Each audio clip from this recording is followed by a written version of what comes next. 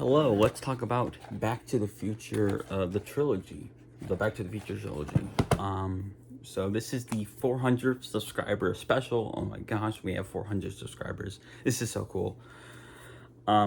Especially since like last year, as I've mentioned time and time again, last year I thought about quitting YouTube because it just wasn't going anywhere. To have 400 subscribers now is absolutely incredible. And yeah, like it's just amazing. And thank you so much for watching and subscribing, of course, watching, commenting, liking, all that kind of jazz. You know what it is. You're on YouTube.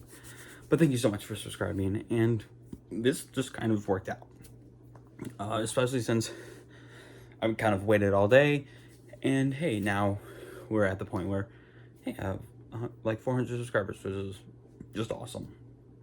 And I told basically all my friends about it. So yeah, super exciting. So we're going to talk about the Back to the Future trilogy, and it's super fun and exciting to do so. So let's of course start with Back to the Future 1. So also these movies came out like 40 years ago, which is partially why I'm talking about them. And plus it's been a while since I've seen the Back to the Future trilogy.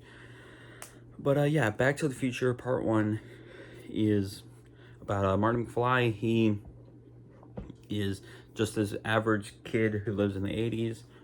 He plays guitar, he skateboards, and he's also friends with a man named Dr. Emmett Brown. And Doc Brown is sort of a nutty inventor type guy, sort of the crazy kook of the town. But Marty is friends with him, and Marty helps him, my nose is itchy, helps him basically, with science experiments. Well, one night, Doc Brown's like, hey, Marty, come to Twin Pine Mall and help me with an experiment. And that experiment turns out to be the DeLorean. This is a really cool, I got this on top of like a birthday cake that my mom had made for me like a few years back, maybe 2019. And it actually does open, and it's really cool. It's the first film's DeLorean. Really cool. And this DeLorean can travel through time. So it goes 88 miles per hour and into the future. It basically does what you see on the cover here. This is the 25th anniversary. I got this probably in like 2014, 2015. But I think in 2014, because 2015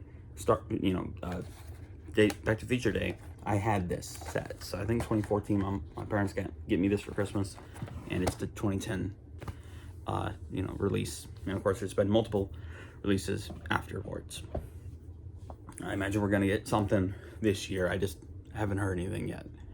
And yeah, so Marty travels back in time from 1985 to 1955, and he sees his parents, George and Lorraine McFly, as teenagers, and he sort of inadvertently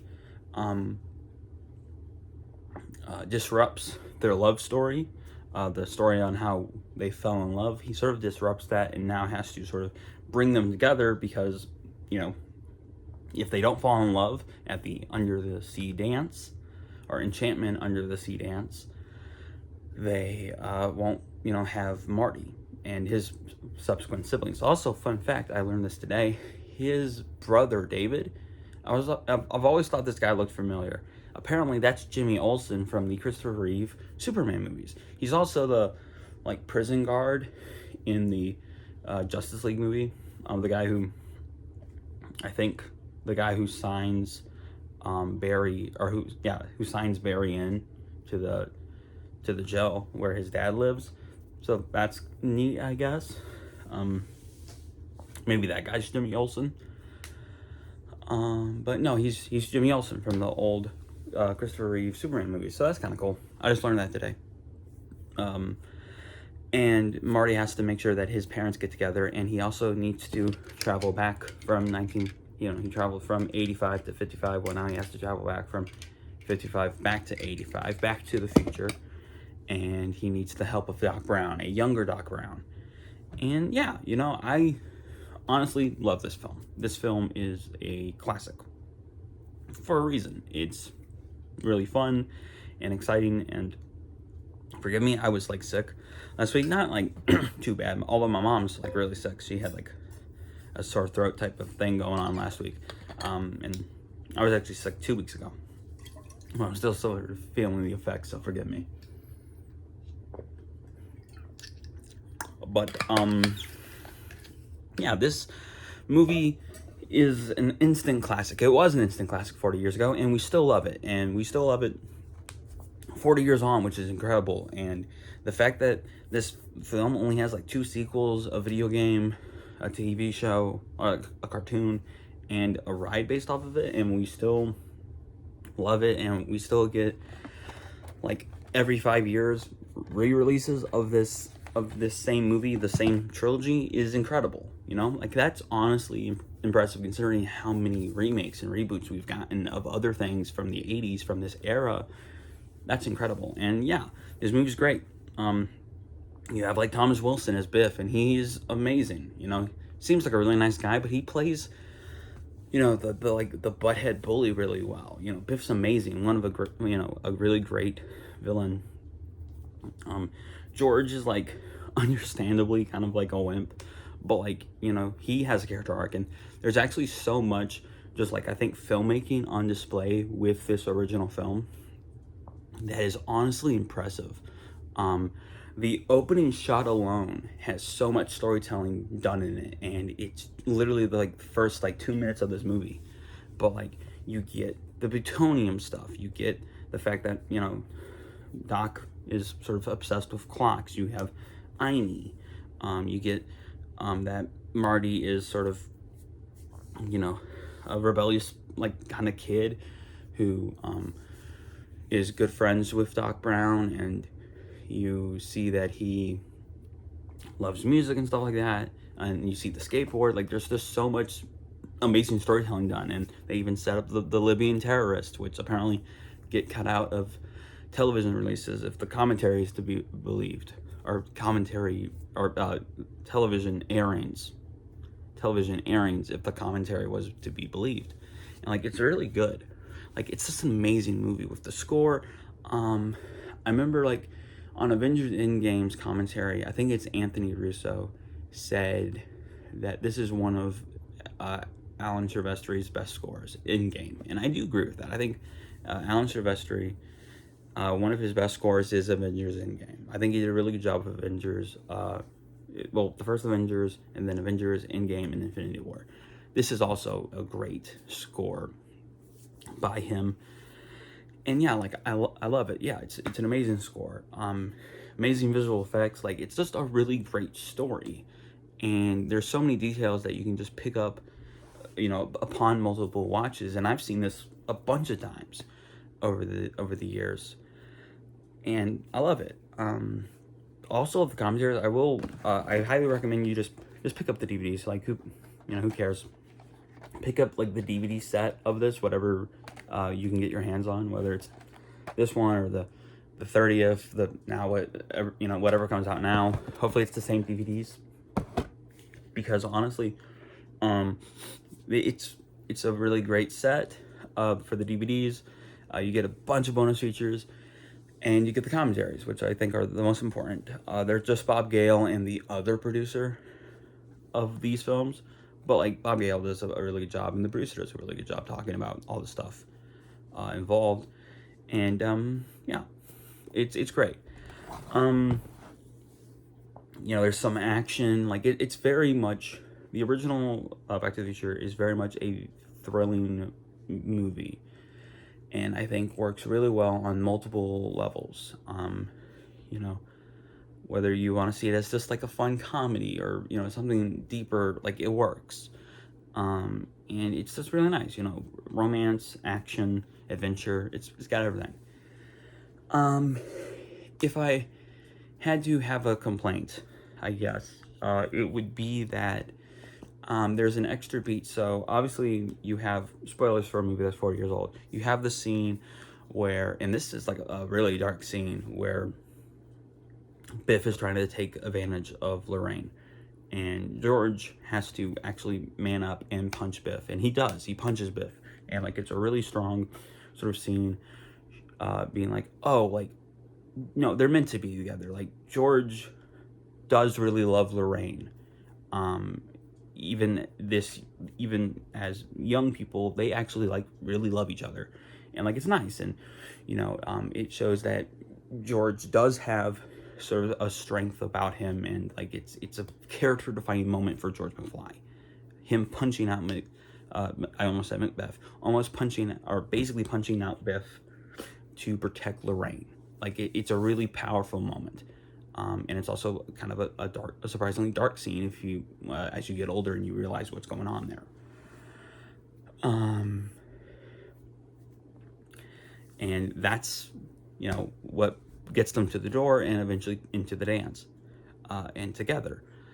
But then there's like an extra little beat that they do, in the dance where, Mari's about to disappear and he can't like play the guitar, and like, this like ginger kid like gets Lorraine, and George has to like push him over, and and then they kiss, and like the kiss is what seals the deal and what made them truly fall in love with each other that night, as Lorraine tells the story. And if I had to have one complaint, I guess that's it. I don't think you need that extra beat, but it works well enough, and plus it's impressive to see his hand like disappear. So like, it's a good effect and it's a good story beat, but I don't think you need that extra beat, and that's like my one complaint, I guess, if I have to have one about this movie. But no, like, this movie is like perfect and amazing, and I should have gotten that off my shelf. I love Michael J. Fox because of Family Ties. I also love him because of these movies, of course, but Family Ties is, I think, a really good show, and I really recommend, if you're a fan of this, at least watch the first season. I think it's the third season where he does Family Ties by day, this film by night. I think it's the third season. But the first season is kind of like what made him, or Family Ties is kind of like what started him off at becoming famous, and of course he's famous because of these movies. But it's sort of like fun to see him, flexing his acting chops, and like just like sort of the comparison that you can make between his performance as Alex B. Keaton and Marty McFly. There's sort of a connection you can make between the two performances that he does in the show and this movie. And of course, Michael J. Fox is a great actor, and Christopher Lloyd is an amazing actor. I think this whole cast across the series is actually really amazing, and they really lucked out at getting all these guys together and making these movies, in terms of behind and in front of the camera. Christopher Lloyd is amazing as Doc Brown, and I will say his old makeup is not really registerable, and that's something I've always found interesting, is that like he just looks the same, except I think he has like white hair. I think they maybe like somehow made his hair more white, or maybe the younger him made his hair more blonde to sort of differentiate between the two time periods. But like, he basically like looks the same, and that's kind of interesting to me. And of course, Jennifer is played by Claudia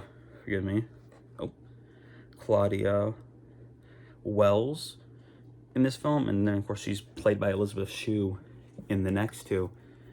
I don't know. Michael J. Fox looks a little noticeably older in the final two movies, so like, you can kind of chalk that up to the stresses of time travel, and then Jennifer changing from Claudia Wells to Elizabeth Shue, of course, can be chalked up to time travel. So I don't really care. It happens.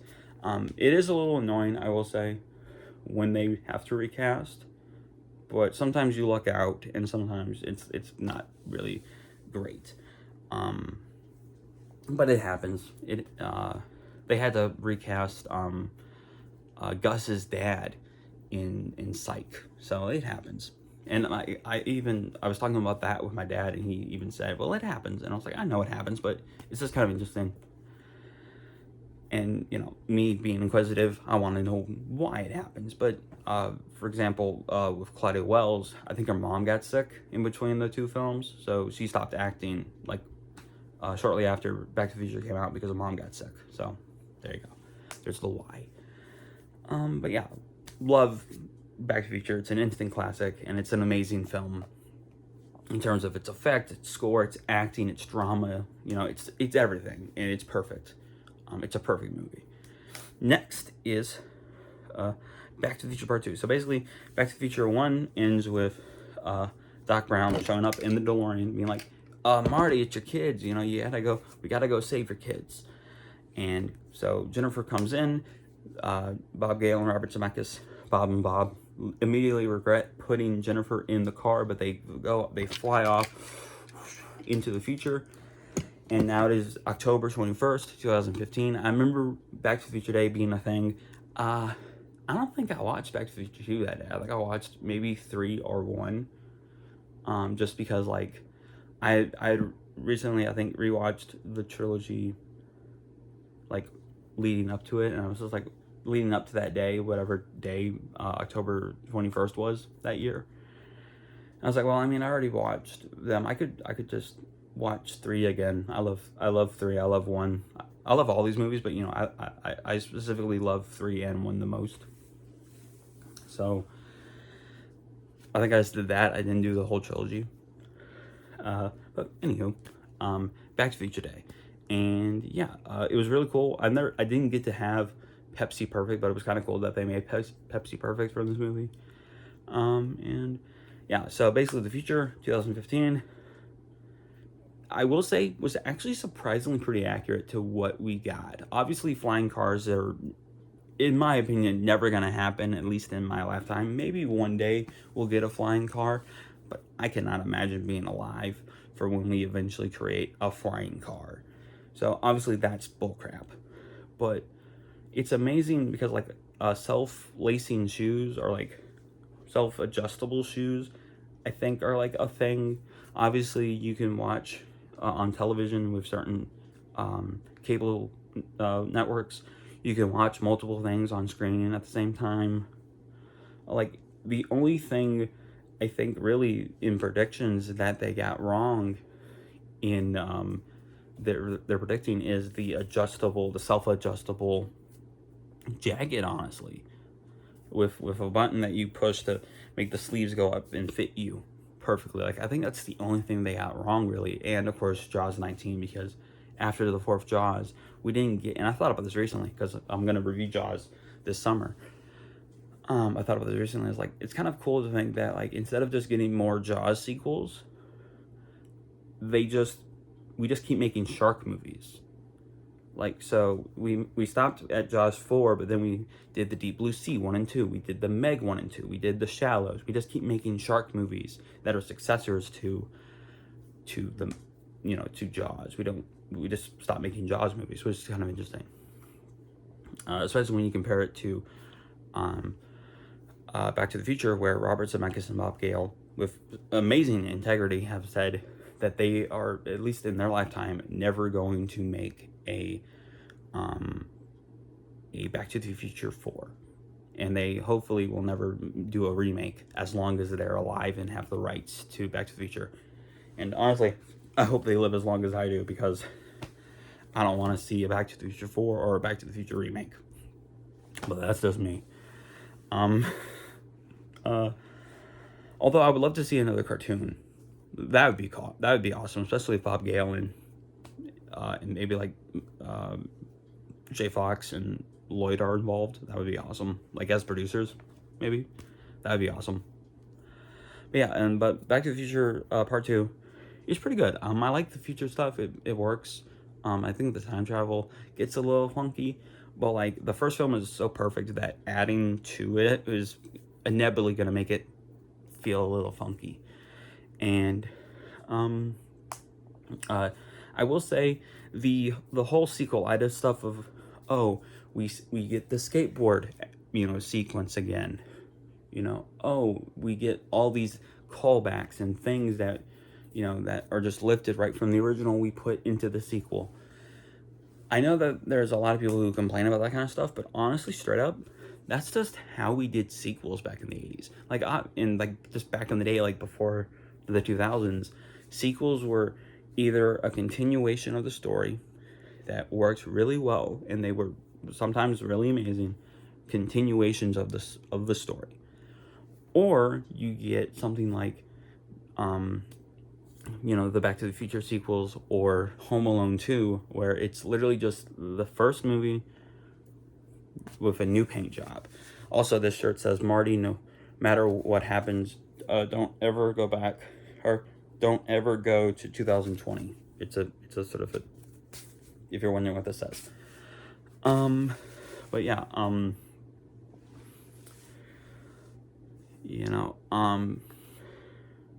but yeah, but that's just like how we did sequels back in the day.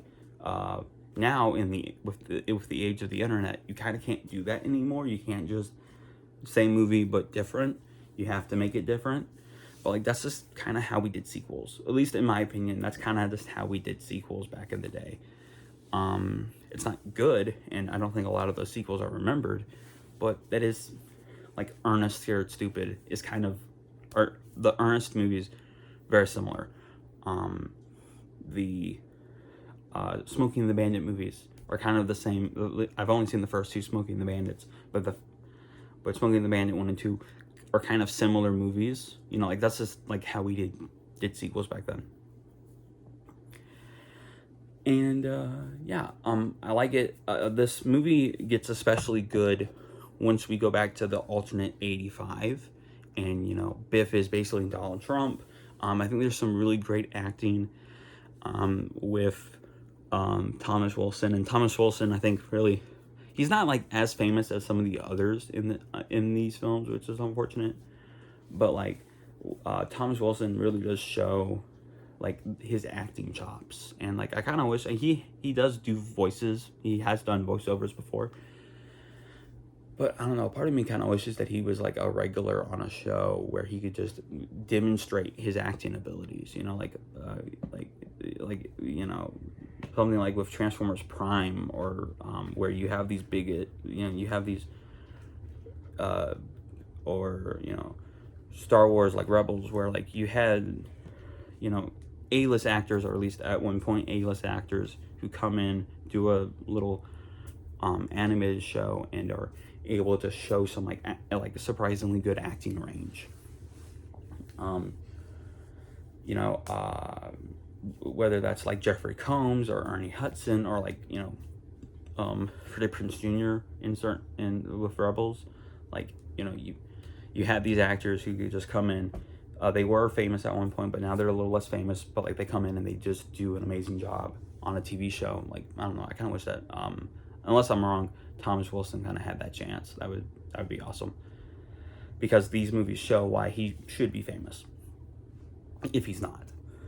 But yeah, he's playing Donald Trump basically, and it's fun. I will say the alternate 85.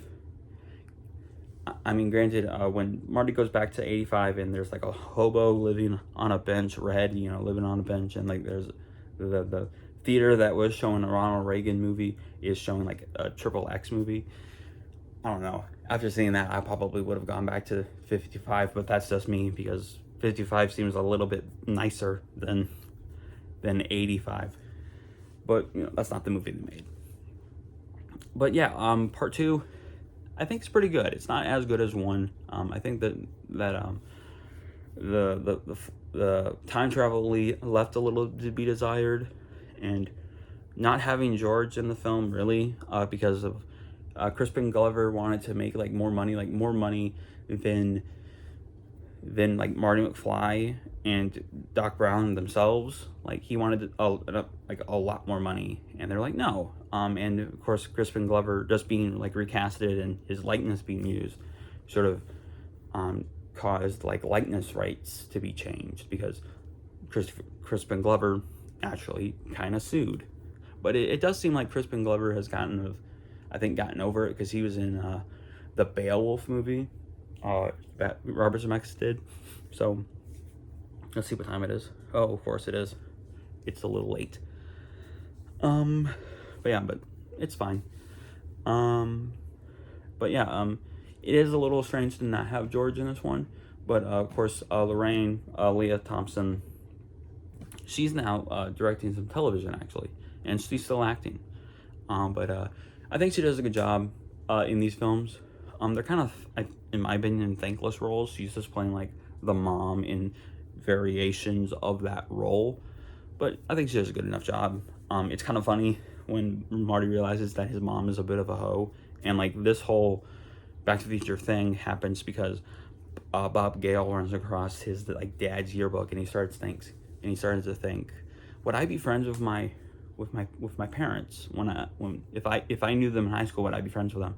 I thought about this like when I was me personally. I thought about this question when I was about, I think, 18 or maybe 19 years old, and I thought, well, I might not be friends with my dad. My dad seemed to be a bit more on a straighter path than me.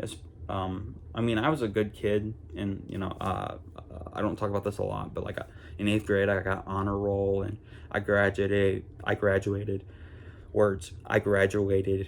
with a presidential award for academic excellency, like high school, and like, so I'm smart. I'm actually legitimately probably a genius, but I mask it well. But like, I don't know. My dad seemed to be a bit. He seemed to walk a little straighter than me in high school. I don't think I'd be friends with him. And then my mom would probably have beaten me up. So like, the ultimate answer is probably not. But I don't know. Maybe. Every parent is different. I can't imagine me and my friends, or me and my child, when I eventually have one, being friends in high school. But I don't know.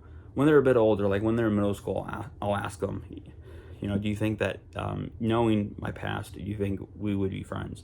But no, I think that's a very interesting question. And comment below what do you think? If you've gotten this far in the video, leave the timestamp and answer. Do you think your mom do you think if you were in high school with your mom and dad, would you be friends with them? Given what you know about them, would you be friends with them? Leave a timestamp. 28 is when I asked that question. Or sorry, 27 is when I asked that question. But yeah, and of course 2 is good. I think 2 is good. The time travel is a little wonky, and yeah, the last like 40 minutes of the movie just being the last 40 minutes of the first movie again, but from a different angle.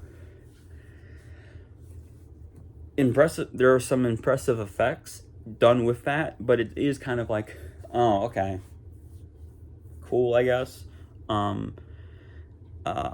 liked it, but it's okay. And then obviously Doc Brown, he gets zapped by lightning, sending him back to 1885, and Marty has to now go back further in the past to save him in part 3.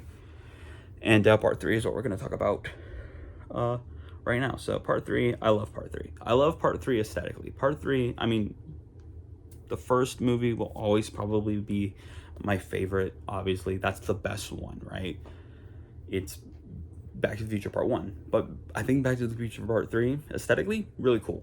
Big complaint is, of course, naturally the fact that it's almost 2 hours long, but you can kind of feel like them stretching. And I feel like you get that a lot with third movies. Like, I think, like, especially when you have a standalone first movie that gets 2 sequels that basically get made around the same time, you kind of get that a lot with movies like that, when a part 2 and part 3 just kind of come afterwards. You have that with what's it called, Matrix Revolutions. Forgive me, my eyes itchy. Matrix Revolutions has that issue. I think Avengers Endgame is paced amazingly well. I actually don't think that movie has that issue, but like Matrix Revolutions has that issue. The Hobbit Battle of the Five Armies has that issue. I try to think of a third example. An argument could be made that the original that Star Wars Return of the Jedi maybe has that issue, where you sort of where you're sort of like stretching things out to maybe make it a movie length. I don't think it really has that issue, but like there's an argument could be made that Return of the Jedi has that issue. And there's some other threes that I'm sure I'm not thinking of that sort of like have that issue of you're just sort of dragging it out to pad the runtime, or you're sort of elongating things. And that's, I think, a legitimate complaint. But I don't know. I love Clara Clayton. I love her like romance with Doc Brown, and how it's actually like genuinely pretty sweet. Yeah, Marty. So in the previous film, they gave Marty this character flaw that he didn't have in the first film, which also happened a lot back in the 80s. Like back in the day, characters would just, a character flaw would just pop up out of nowhere, and you had to deal with it. And Marty's is now that he doesn't like being called a chicken, even though that it doesn't really happen in the first movie. Now he has that problem. It's okay. It's forced drama, but I don't know. It's fine. It's a bit predictable, but it's fine. And I think Mad Dog Tannen is, I mean, obviously Biff is number one, but I think especially Biff in part 2 is really great. But Thomas Wilson, once again, I think knocks Mad Dog Tannen out of the park and all that good stuff. But you have fun time travel stuff. You got the melodrama. It's lovely. Yeah, I think Haymitch, or whatever his name is, Haymitch McFly, Marty's granddad. It's a bit like forced and stuff like that. Like that's a bit like, okay, you sort of have to have another McFly in the mix. That's cool, I guess. And I don't know. I love that they sort of take the time to like poke fun at, like, I mean, we all love the Old West. We all love Westerns. We all love, we all would love to be a cowboy. Dreaming of being a cowboy. Should have been a cowboy. I should have learned to rope and ride. We all want to be that way. Like Toby Keith said. R.I.P. Toby Keith. But we, if you really lived in the Old West, like the water would be brown. You may not, Haymitch obviously doesn't, he doesn't clean the rabbit really well, so there's like buckshot in the rabbit that Marty eats. Like it's, the Old West is actually maybe kind of terrible, but if you really think about it, but it's still like it's a fun aesthetic and a fun time period, nonetheless. And I don't know, I love what they do with Doc Brown in this film, and I love what they do with Marty in this film. I think it's great, and it's really fun, and cowboys. Who doesn't love cowboys? But yeah, and I already said my complaint. My complaint is that it's a little dragged out. I will say, I love Double It Back Again by ZZ Top a whole lot more than The Power of Love by Huey Lewis and the News.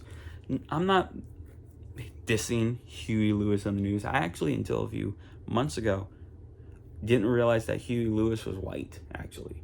Because Huey Lewis, I don't know, when I was a little kid, I thought The Power of Love and the Ghostbusters theme sounded awfully similar, like in their, like, not like they're ripping each other off, but like in their vocal performances. I thought they were very similar, so I guess I connected them some way. So, when I learned Ray Parker Jr., who did Ghostbusters, was black, I guess I just assumed that Huey Lewis was also black for whatever reason.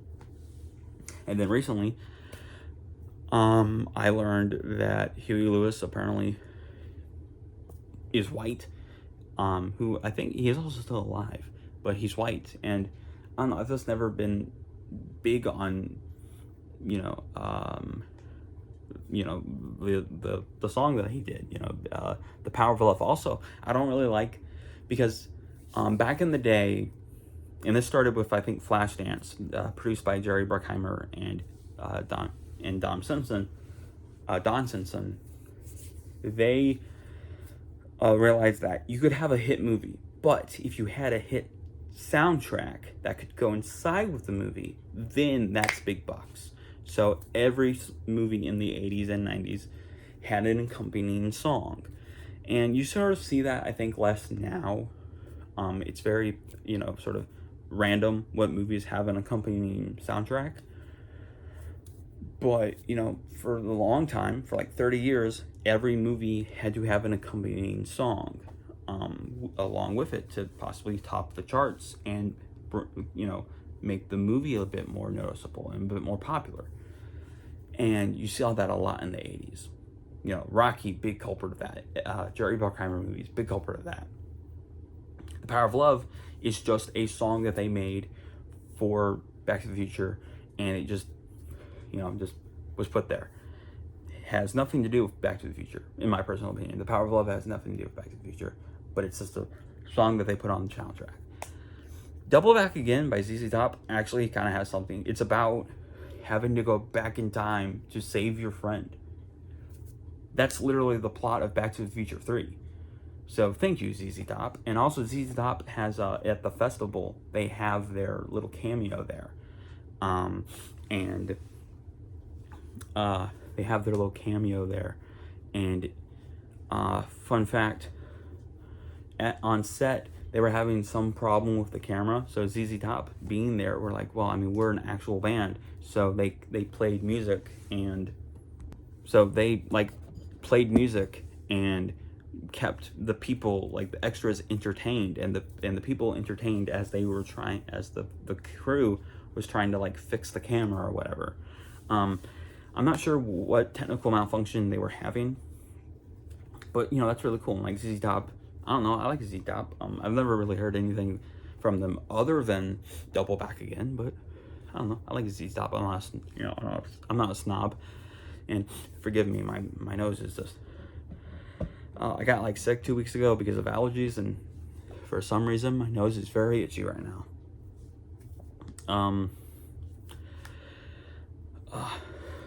Wardrobe malfunction live on air. But yeah, anything else? Needles is played by a dude I think literally named Needles in real life. I'm indifferent to him.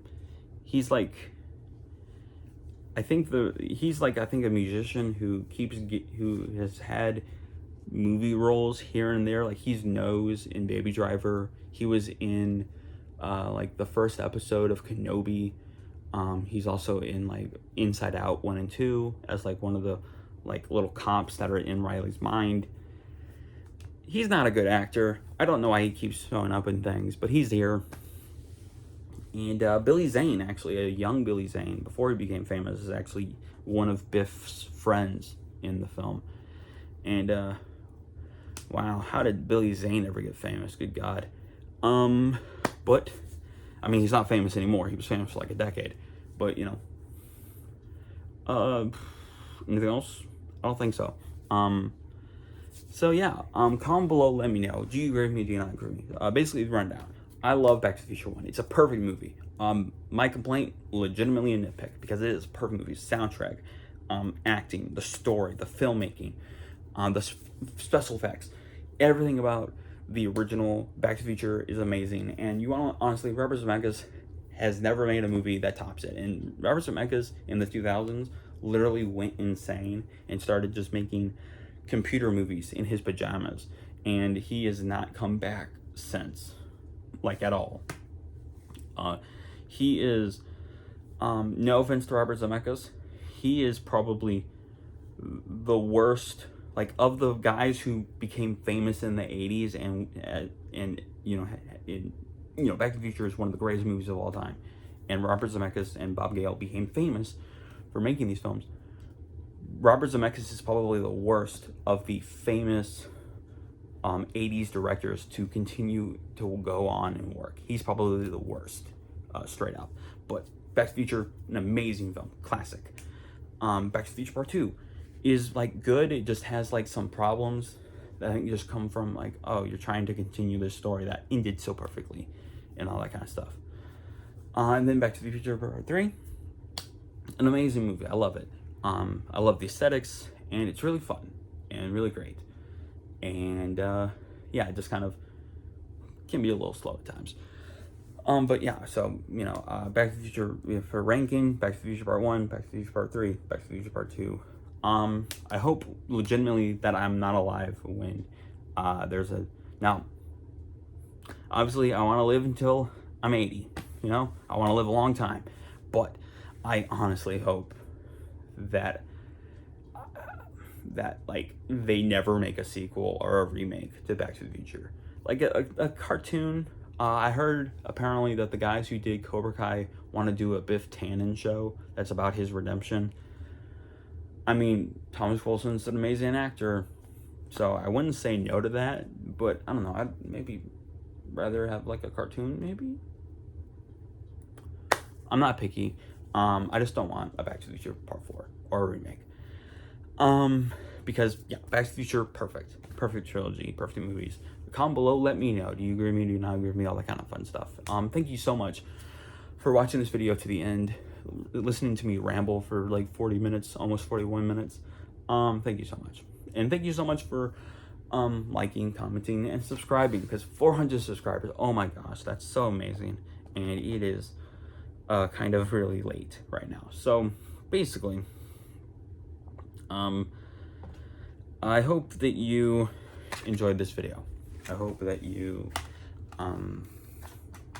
you know, straight up enjoyed this video. I've done videos like this before, and I don't know. Thank you so much.